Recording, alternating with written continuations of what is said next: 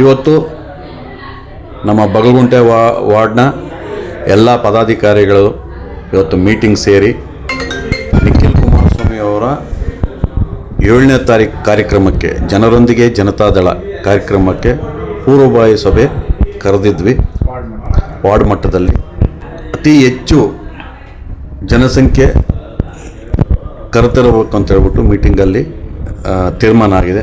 ಸುಮಾರು 1,000 ಜನ ಮೇಲೆ ನಮ್ಮ ಬಗಲಗುಂಟೆ ವಾರ್ಡಿಂದ ಅವತ್ತು ಜನ ಬರುವಂಥ ಕೆಲಸ ಆಗ್ತೈತೆ.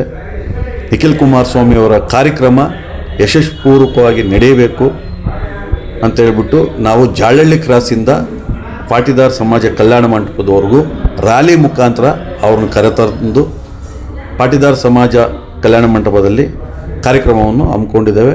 ದಯಮಾಡಿ ಎಲ್ಲ ಬಗಲಗುಂಟೆ ವಾರ್ಡು ಹಾಗೂ ದಾಸರಳ್ಳಿ ವಿಧಾನಸಭಾ ಕ್ಷೇತ್ರ ಜನತೆ ಹೆಚ್ಚಿನ ಜನಸಂಖ್ಯೆಯಲ್ಲಿ ಈ ಕಾರ್ಯಕ್ರಮಕ್ಕೆ ಸೇರಬೇಕು ಅಂತೇಳಿ ನಾನು ಈ ಮೂಲಕ ಕೇಳ್ಕೊಳ್ತೀನಿ. ಎಲ್ಲ ವಾರ್ಡ್ ಅಧ್ಯಕ್ಷರುಗಳಿಗೆ ಏನು ನಿರ್ದೇಶನ ಕೊಡ್ತಾರೆ ಕಾರ್ಯಕ್ರಮ? ಈಗ ಆಲ್ರೆಡಿ ಎಲ್ಲ ವಾರ್ಡ್ಗಳಲ್ಲಿ ಸಭೆ ನಡೆದಿದೆ, ಪೂರ್ವಭಾವಿ ಸಭೆ ನಡೆದಿದೆ. ಎಲ್ಲ ವಾರ್ಡ್ಗಳಲ್ಲೂ 500, 300, 1000 ಜನ ನಾವು ಬರ್ತೀವಿ ಅಂತ ಹೇಳ್ಬಿಟ್ಟು ಹೇಳಿದ್ದಾರೆ.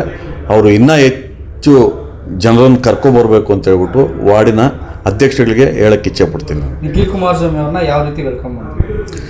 ನಾವು ಜಾಳಹಳ್ಳಿ ಕ್ರಾಸಲ್ಲಿ ಹಾರ ಹಾಕೋದ್ರ ಮುಖಾಂತರ ಗಾಡಿಯಲ್ಲಿ ನಾವು ಸಾಂಸ್ಕೃತಿಕ ವಾದ್ಯಗಳ ಮುಖಾಂತರ ನಾವು ರ್ಯಾಲಿ ಮಾಡಿಕೊಂಡು ಪಾಟಿದಾರ್ ಸಮಾಜ ಕಲ್ಯಾಣ ಮಂಟಪದವರೆಗೂ ಬರ್ತೀವಿ.